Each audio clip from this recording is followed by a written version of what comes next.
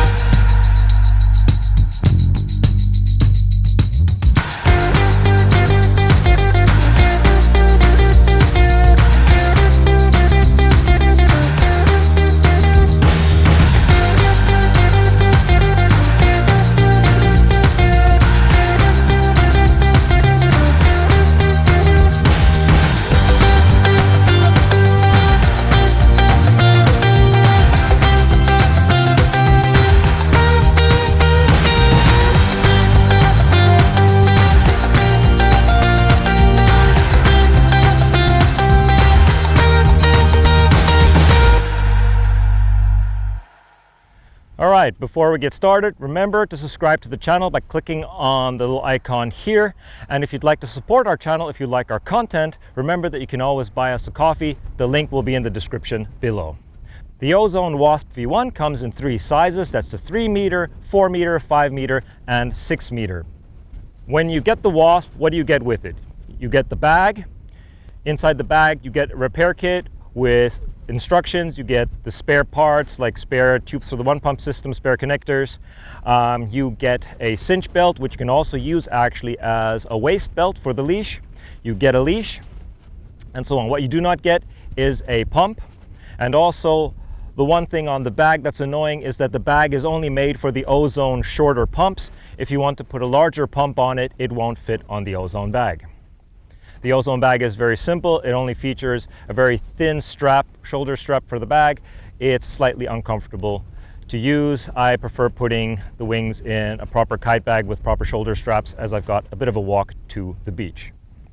For inflation, you have your standard Ozone Boston valve. Works with any of the Ozone pumps or any other standard pumps which have a Boston valve attachment. Ozone recommends that you pump up the W.A.S.P V1s to about 8 psi.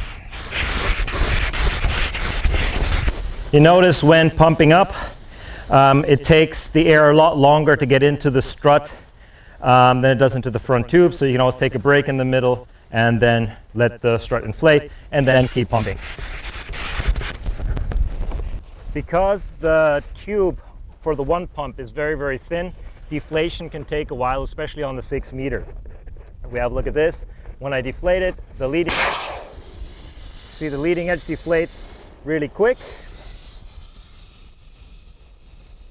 but the strut stays inflated. And then it is very easy for the tube to get kinked, and it really sort of blocks the air inside the strut.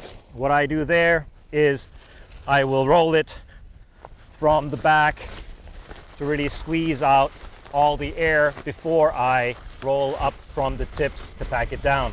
If you roll up the tips and then try to roll up the tube, because of the kink, it won't be able to get the air out and you won't be able to roll it up tightly. So let's talk a little bit about the construction of the W.A.S.Ps. They feature a double ripstop. That's the D2 ripstop from Teijin. They feature heavy-duty Dacron on the front. They have Cordura patches as reinforcements all along the leading edge. You can see here, here, here.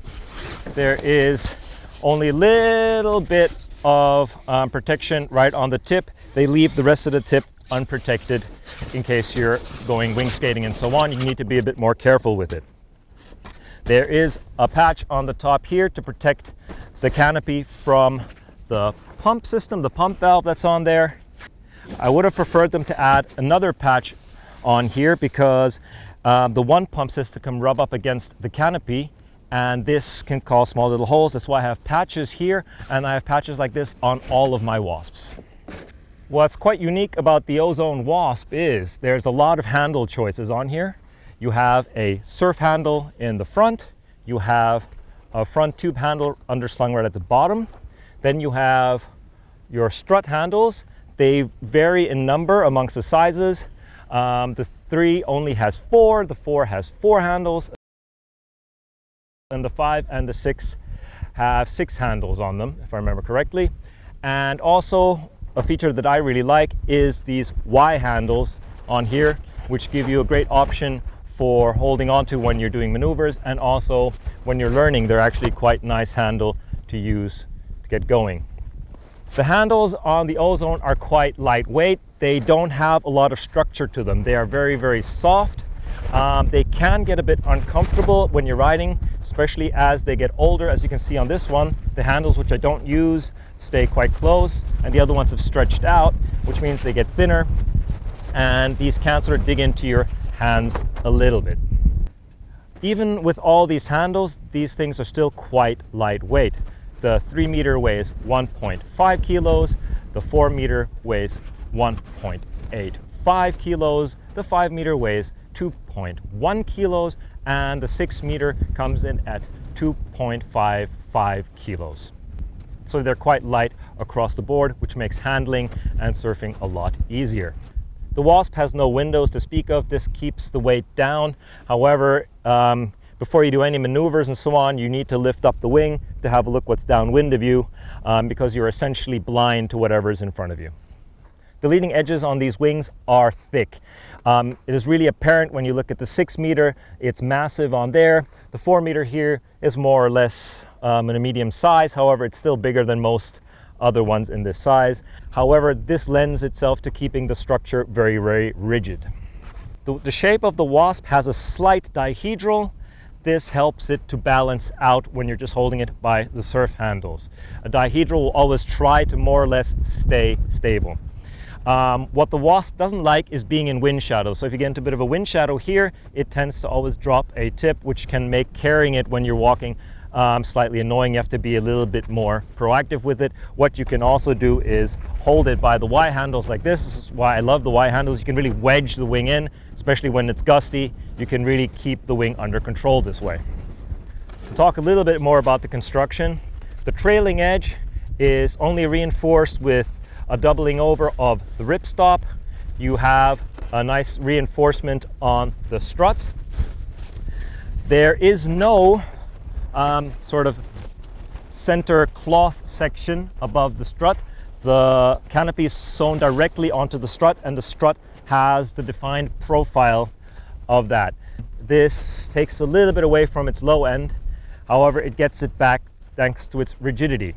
If we look at the strut closer, the front part near the leading edge is not sewn completely to the canopy. This lets water pass through it, so this helps when you crash and the wing is upside down, when you need to ride it again, that the water doesn't get trapped completely on one side of the canopy and makes it difficult to turn the wing over.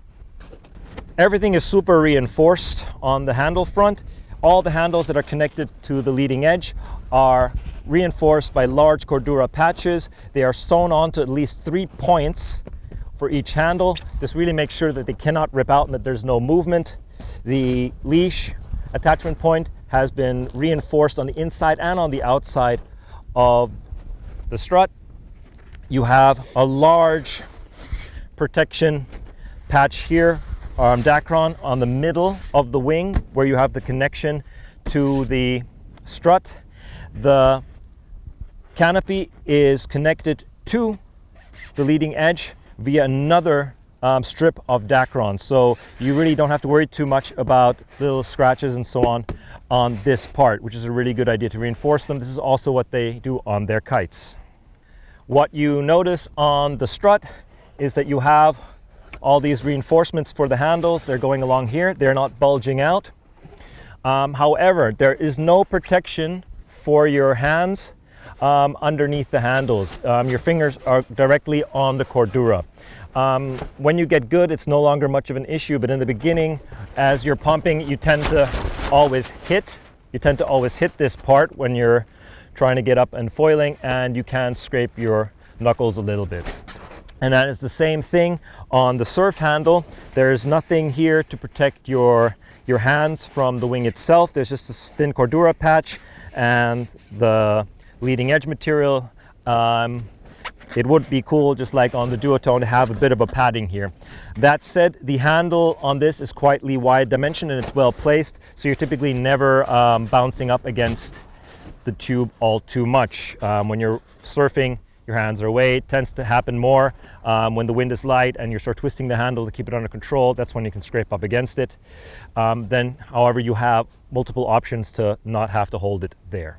All right, let's talk a little bit about the leash that you get with the Ozone. It is a bungee cord leash. It is more than long enough to get around the wing. It's easy to flip the wing with it, and it stays relatively short when you're surfing. I personally don't like it because it does not have any swivels on it, and after a lot of use it starts to roll into itself. You do a lot of jibes, and then all of a sudden you get into sort of this problem. You get your leash tangled up. It's really short, and I found the issues when I've been doing any maneuvers that sometimes it's the perfect length to get wrapped around your arms, your head, and I end up in sort of this thing where I have my arm wrapped in the leash in my maneuver and I'll crash.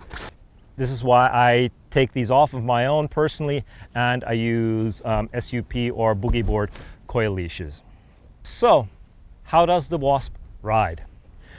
The Wasp has quite a lot of power, and because of its rigid structure, pumping it is really good. You get a lot of power back when you pump it. There's no flex in the tips, so it doesn't dump any power.